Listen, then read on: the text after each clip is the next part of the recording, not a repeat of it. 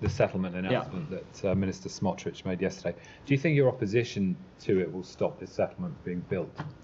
That is not really for me to speak to, Tom. These are obviously unilateral Israeli actions, and when it comes to the United States, not only have we had made our perspective and our point of view on this incredibly clear, how it is a detraction from Israel's security, how it takes us away from a two-state solution, but we also continue to have tools in our tool belt to hold to account individuals who we may think be contributing to greater insecurity in the West Bank. I'm not going to speculate on that from here, though. I mean, that's a separate point, but this is a government-announced settlement. This isn't an outpost. So, I mean, it's the same question, really.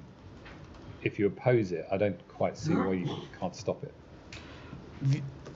I'm sorry, I don't really follow, Tom. I mean, you've opposed hundreds of settlement announcements, and they are all then built. So what's the point of repeatedly saying you oppose them?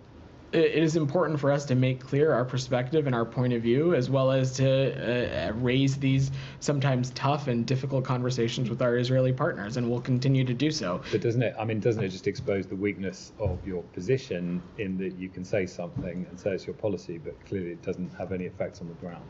I would take issue with that characterization, Tom. These are not actions that the United States is party to, certainly not ones that we are involved in. Ultimately, Israel is a sovereign country that's going to make its own decisions. That does not detract or change from the fact that when we see things, when we see policy decisions, when we see actions that we disagree with, that we think are not just in the interest in the United States, but also not in the interest of the region, we won't hesitate to say so. It is not dissimilar from circumstances in other countries in which the United States is not party to those decisions, but when we see something we disagree with, we certainly will make our voices heard, and that continues to be the case here.